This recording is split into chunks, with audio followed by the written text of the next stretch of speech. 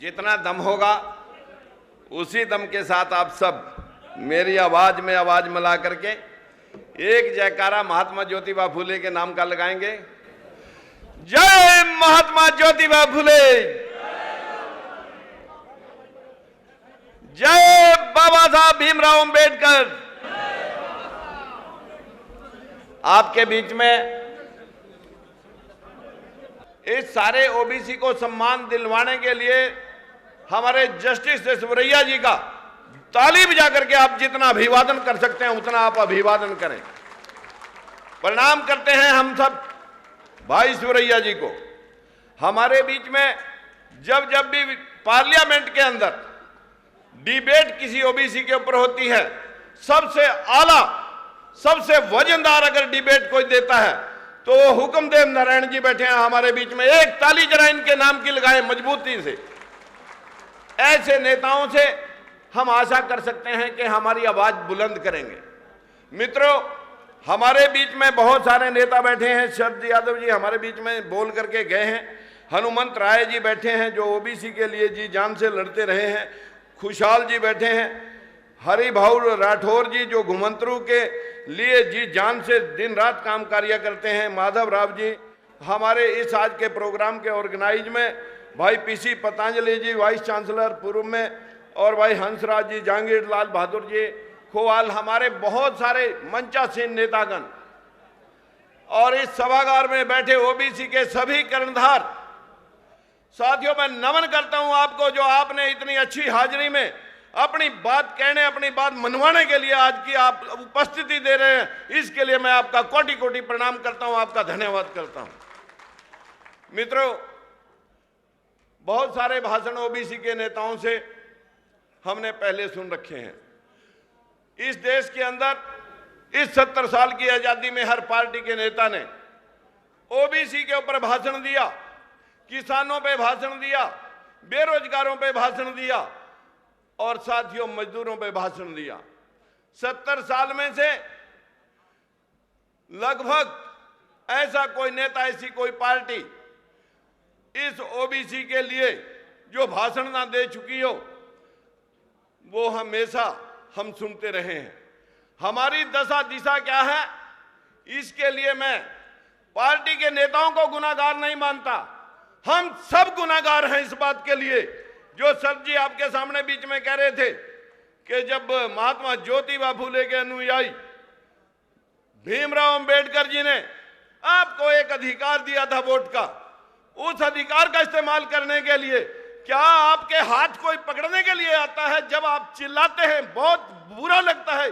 चिल्लाते तब हो जब अपने अधिकार का दुरुपयोग करके आप उन लोगों के बहकावे में आकर के अपने मताधिकार को एक कोई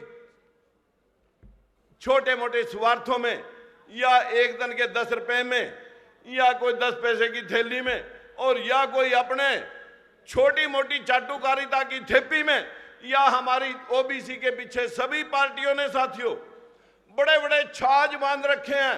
ये मंडल अध्यक्ष है, ये करमंडल अध्यक्ष है, ये पदाधिकारी जिले का है, ये तहसील का है, ये हल्के का है, ये प्रधान प्रदेश का है। इस प्रकार के अनेकों पद हमारे ही साथ बांध रखे हैं। इन पदों को लेकर के फिर हम अपने लोगों के लुटिया डुबोने के लिए अपनी अपनी पार्टी में काम करते हैं। जब अपनी अपनी पार्टी में काम करते हैं तब हम ये बात भूल जाते हैं कि हमारे समाज के साथ पिछले 70 साल के इतिहास में आज तक क्या हुआ है। मैं साथियों आपको किसी को भी दोष नहीं देना चाहता। मैं बाबा साहब को नमन करते हुए आप हम सब इस बात के दोषी हैं, ना ही तो हमारे नेता और ना हमारी ये जनता, ये सब के सब एक दूसरे को आरोप कर रहे हैं। हमारे नेता आपके पास जाते हैं, मेरी पार्टी का नेता उसका गुणगान करते हैं, मेरी पार्टी का लीडर उसका गुणगान करते हैं। हम भूल जाते हैं कि हम भी नेतृत्व दे सकते हैं। साथियों, नेतृत्व जब हम दे सकते हैं तो तब लोग कहां खड़े होते हैं? साथियों, अपने लोगों के पीछे खड़े नहीं होते। जब 70% लोग, 90%, 80% लोग वोट का अधिकार लेकर के अपने लोगों की लेग पुलिंग करने लगते हैं, हम अपने में से अपने आप को नेता नहीं मानते। हम कभी नहीं अपने आदमी को, मैं आपको दावे से कह सकता हूं साथियों, कोई भी नेता जब आपको टिकट देता है, आप अपने लोगों को वोट नहीं देते, ईर्ष्या कर जाते हैं। ये करेगा हमारे पर लीडरी, ये बनेगा हमारा नेता, उसको गिराने का प्रयास करते हैं। जो भी नेता आपके लिए समर्थन जुटाने के लिए, आपको आगे बढ़ाने के लिए आए, चाहे वो रामनोहर लोहिया आए, चाहे कर्पूरी ठाकुर आए, चाहे यहां तक अर्जुन सिंह या वीपी सिंह ने आपका समर्थन दिया, या बाबा साहब ने आपको समर्थन दे करके साथियों एक वोट का अधिकार दिया, आपकी लड़ाई लड़ने का प्रयास किया। लेकिन मित्रों, जिसने भी ओबीसी का समर्थन दे करके ओबीसी को आगे बढ़ाने का प्रयास किया, चाहे वो 1990 का सीन आप देखें, जब वीपी सिंह जी ने आपको आगे बढ़ाने के प्रयास में, चाहे भले उसके पीछे उसकी कुर्सी की मंशा रही होगी, लेकिन उसने आपको 52% हक देने के लिए मंडल कमीशन की रिपोर्ट को जब लागू किया था साथियों, तब लोगों ने हमारे ही संपत्ति को, हमारे पूरे प्रदेश की संपत्ति को तहस नहस किया था, और हम लोगों ने ही पेड़ काट काट करके सड़कें अवरुद्ध की थी। हमें नहीं पता कि हम किसके पैर काट रहे हैं, हमें तो सिर्फ इतना है, जिसने बहका दिया हम उसके पीछे पीछे भाग लिए। मैं साथियों आपसे विनती करना चाहता हूं दोस्तों, अपने आप को सुधारिए, किसी को दोष मत दीजिए। बहुत सारे नेता बैठे हैं हमारे बीच में जो आपकी लड़ाई हमेशा लड़ते रहे हैं, लेकिन मित्रों, जब तक आपका नेतृत्व, आज हमारे पास नेतृत्व है, आज हमारे पास सब कुछ है, लेकिन मैं विनती करना चाहता हूं दोस्तों, कहीं पर मराठे, कहीं पर पटेल, कहीं पर कापू, और कहीं पर हरियाणा के अंदर आपने जो तांडव पिछले दिनों देखा, जिन जिन लोगों के पास सरकारें जहां जहां रही साथियों, वही आरक्षण मांगने लगे। इस 27% आरक्षण के अंदर घुसपैठ करने का प्रयास कर रहे हैं साथियों, बड़ी चालाकी के साथ माननीय सुप्रीम कोर्ट के आदेश को, इसको भी दरकिनार करने के लिए लगे हुए हैं। जब सुप्रीम कोर्ट ने कह दिया कि आरक्षण इस जाति को नहीं मिल सकता, इस जाति को मिल सकता है, उसके बाद भी इतनी बड़ी सरकार का प्रचंड बहुमत उनके आगे घुटने टेक दे और उनको आरक्षण देने लगे, तो फिर क्या होगा सुप्रीम कोर्ट के आदेशों का। मैं आपसे पूछना चाहता हूं, जिस प्रकार की व्यवस्था इस देश के अंदर बनी है, उसको लेकर के हम सब चिंतित हैं। मेरी आपसे हाथ जोड़ करके करबद्ध प्रार्थना है, अगर आप लोग, आज हमारे पास विश्व विख्यात एक नाम है जिसको ओबीसी का नेता बना करके इस देश की राजनीति के अंदर एक सर्वमान्य नेता के रूप में जिसको वजन मिला है, नरेंद्र भाई मोदी। लेकिन मोदी जी, आज आपके पास इतना प्रचंड बहुमत है, आज देश के अंदर ये व्यवस्था, देश की आंतरिक व्यवस्था हमें ठीक करनी होगी। हम नहीं कहते सिर्फ ओबीसी को आप दो, हम नहीं कहते सिर्फ हमारा ध्यान रखो। मित्रों, मैं आपके इस माध्यम से, इस मंच के माध्यम से मांग करता हूं कि मांगने से वैसे कुछ मिला नहीं करता, फिर भी मैं आपकी बात का एक प्रावधान रखता हूं। हम किसी से फ्रेब नहीं करना चाहते, हम किसी से भेदभाव नहीं करना चाहते। माननीय मोदी जी, जनसंख्या के आधार पर 100% आरक्षण कर दो, हमारा 52 पैसे हिस्सा बनता है, हमें 52 दे दो। जिनका 5 पैसे बनता है उन्हें 5 दे दो, जिनका 10 बनता है उन्हें 10 दे दो, हमें कोई इतराज नहीं है। चालाकियां छोड़ें, भेदभाव छोड़ें, सबको सब समझ लेना जरूरी है। मित्रों, अगर किसी के इस जनसंख्या के अनुपात में 10% है, 10% से अबव कोई भी जाति इस देश के अंदर अकेले किसी क्षेत्र में रिजाइड नहीं करती। अगर हम समझते हैं सबका सबको मिले, बड़े बड़ों के छिपेरे भी लक्ष्मण रेखा घुमा दी जाए कि कोई अपने हक से फालतू किसी दूसरी जाति का हक छीन ना सके, ऐसी व्यवस्था की जरूरत अब इस देश को है। नहीं हम कहते इस बात को कि हमारा ध्यान रखो, सबका ध्यान रखो, लेकिन दूसरे के हक के अंदर कोई दूसरा डाका ना डाल सके, ऐसी व्यवस्था अब इस देश को करनी होगी। 100% आरक्षण करें। माननीय मोदी जी, आपको कोई टाने वाला नहीं है। सबका साथ, सबका विकास, जातिगत जनगणना 2011 उसको डिस्क्लोज करो, श्वेत पत्र जारी करो, जो पीछे रह गए पहल उनको दो, जो ज्यादा ले चुके हैं उनको रोक दो। यही व्यवस्था कहती है कि सबका साथ, सबका विकास अपने आप हो जाएगा। अगर हम चाहते हैं कि हम अपना हक आप लें, साथियों, कहीं से शुरू होना पड़ेगा। किसी प्रदेश से शुरू होना पड़ेगा। हमने इस देश को 4 बातें कही कि 100% आरक्षण कर दें,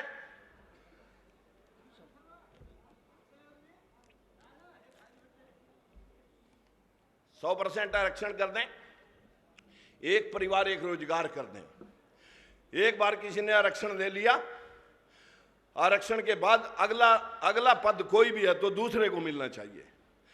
आधे आरक्षण में आरक्षण कर दें, आधे पद मेरिट होल्डरों के लिए कर दें, आधे वीकर सेक्शन के लिए कर दें। बहुत सारे लोग ये वकालत करते हैं आरक्षण आर्थिक आधार पर होना चाहिए। साथियों, बड़े बड़े लोगों के पास जिनके हाथ में हमेशा सरकार रहती है, फिर उनके पीले कार्ड वाले भी सारे के सारे उच्च पदों पर और सारी सरकारी नौकरियों में वही लग जाएंगे। आपको गिनने वाला साथियों इस बाबा साहब की सेना का कोई मालिक नहीं रहेगा अगर आर्थिक आधार पर आज हम ये राजनीति को ध्यान में रखते हुए आरक्षण दे देते हैं। आरक्षण तो 100% जातिगत अनुपात में आज होने की जरूरत है और सबको आरक्षित करके सीमा के अंदर बांध दें कि कोई दूसरी जाति के हक का इस्तेमाल नहीं कर सके। हर जाति के अंदर पढ़े लिखे लोग हैं, ए को नहीं मिलेगी बी को नहीं सी को, सबके सबको मिल जाएगी, लेकिन मांगने से साथियों कुछ नहीं मिलेगा। अगर आप एक बात का समर्थन करना चाहेंगे, मैं साथियों हरियाणा के अंदर जब तांडव हो रहा था, बहुत सारे नेता पार्लियामेंट में थे, बहुत सारे लोग स्वाय हुक्मदेव नारायण के, एक भी व्यक्ति ने साथियों उस तांडव का विरोध नहीं किया। मैं राजकुमार सैनी साथियों, मैंने डट करके इस बात का मुकाबला किया कि साथियों अब तक दादागिरी होती रही है, अब दादागिरी हम नहीं चलने देंगे। इस प्रकार की व्यवस्था के हम खिलाफ हैं। अगर कोई बड़े हैं, सरकार में 4 बार उनके लोग रहे हैं, उनको आरक्षण चाहिए। अगर राजा ही भीख मांगने लगेगा तो क्या भिखारी भीख देगा? ये तो सारे भिखारी लोग बैठे हैं भाई। मैं आपका एक बड़ा भिखारी बैठा हूं, लेकिन मैं आप सब साथियों से विनती करना चाहता हूं, हरियाणा के अंदर साथियों हमने एक जंग लड़ रहे हैं। एक जंग लड़ करके हम 4 बातें लेकर के चले हुए हैं। एक परिवार एक रोजगार, 100% आरक्षण, हम 2 हमारे 2। देश की बेरोजगारी टानी है तो गरीबी और बेरोजगारी तब हटेगी जब आबादी कंट्रोल होगी, जैसे चाइना ने की। और किसानों मजदूरों को भला करना है। बहुत नेहरू जी के जमाने से आज तक किसानों पे भाषण हो रहे हैं। मैं 16वीं लोकसभा का सदस्य हूं दोस्तों। मेरे से पहले 15 सरकारें बनी, जिनमें से 12 बार कांग्रेस को मौका मिला। आज फिर भाषण होता है। हमें दुख होता है इस बात का सुन करके जब लोग ताली बजाते हैं। उनसे तो यह पूछना जरूरी है कि 3 साल पहले तक आपकी सरकार थी तो आपके हाथ किसने पकड़ लिए थे कि बेरोजगारों और किसानों का या इन ओबीसी वालों का भला ना करें?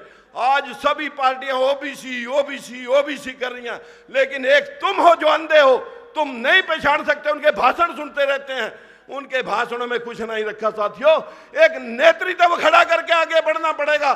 कहीं छोटे से कुने से आप आगे बढ़ जाएं, देश को हम आईक्यू देंगे, हम भी नेतृत्व कर सकते हैं। लोग राज्यसभा के माध्यम से अंदर घुसते हैं और बैकडोर की एंट्री लेकर के साथियों आपकी छाती पर मूंग दर्दते रहते हैं। मैं ज्यादा कुछ ना कहते हुए आपसे विनती करना चाहूंगा दोस्तों, अगर आप चाहते हैं, हम हरियाणा में एक लड़ाई लड़ रहे हैं। वो लड़ाई मेरी नहीं है, वो लड़ाई हम सब की है। ये सारी बातें विधानसभा में या लोकसभा में पास करने की जरूरत नहीं है। ये तो एक कैबिनेट के जरिए कोई भी नेता पास करके इन बातों को लागू कर सकता है। लेकिन नेतृत्व के पीछे आप खड़ोगे, हमारे नेता आपको नेतृत्व देंगे।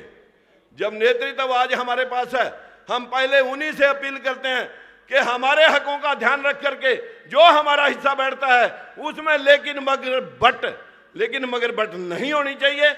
आज डिस्क्लोज करें, जातिगत गणना डिस्क्लोज करें, श्वेत पत्र जारी करें। जो पीछे रह गए उनको पहले आगे बढ़ाएं और जो ज्यादा ले चुके हैं उनको रोक दें। यही सबका साथ सबका विकास है। इससे ज्यादा कुछ ना कहते हुए मैं सभी को फिर प्रणाम करता हूं। धन्यवाद।